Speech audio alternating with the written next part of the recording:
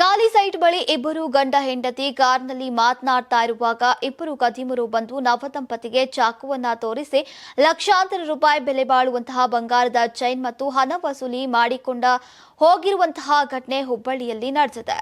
ಹೌದು, ಗಂಡು ಮೆಟ್ಟಿದ ನಾಡು ಹುಬ್ಬಳ್ಳಿಯ ರೇವಡಿಹಾಳ ಗ್ರಾಮದ ಖಾಲಿ ಸೈಟ್ ಬಳಿ ನವ ದಂಪತಿ ಕಾರ್ನಲ್ಲಿ ಕುಳಿತು ಮಾತನಾಡ್ತಾ ಇರುವಾಗ ಇಬ್ಬರು ಖದೀಮರು ಕುಳಿತ ಅಮಲಿನಲ್ಲಿ ಬಂದು ಕಾರ್ನಲ್ಲಿದ್ದಂತಹ ಗಂಡ ಹೆಂಡತಿಗೆ ಚಾಕುವನ್ನ ತೋರಿಸಿ ಕೊರಳಲ್ಲಿದ್ದಂತಹ 30 ಗ್ರಾಂ ಬಂಗಾರದ ಚೈನ್ ಮತ್ತು 4,500 ರೂಪಾಯಿ ಹಣವನ್ನ ಸುಲಿಗೆ ಮಾಡಿಕೊಂಡು ಹೋಗಿದ್ದಾರೆ.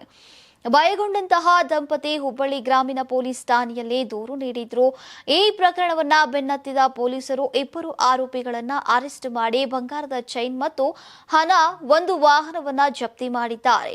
ಈ ಪ್ರಕರಣವನ್ನ ಬೆನ್ನು ಹತ್ತಿದ ಹುಬ್ಬಳ್ಳಿ ಗ್ರಾಮೀಣ ಪೊಲೀಸ್ ಠಾಣೆಯ ಇನ್ಸ್ಪೆಕ್ಟರ್ ಮುರುಗೇಶ್ ಚಂದನವರ್ ಅವರು ಆರೋಪಿಗಳ ಹೆಡೆಮುರಿಯನ್ನ ಕಟ್ಟಿದ್ದಾರೆ.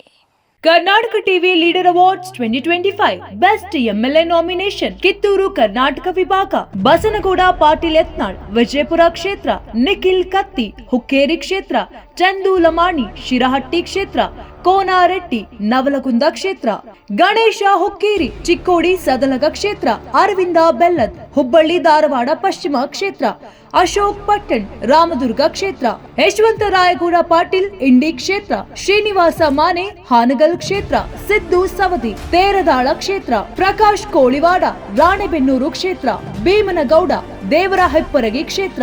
ಕರ್ನಾಟಕ ಟಿವಿ ವಾಟ್ಸ್ಆಪ್ ಚಾನೆಲ್ ಮೂಲಕ ವೋಟ್ ಮಾಡಿ ಹಾಗೂ ಇವರಲ್ಲಿ ಬೆಸ್ಟ್ ಎಂಎಲ್ಎ ಯಾರು ಕಮೆಂಟ್ ಮಾಡಿ.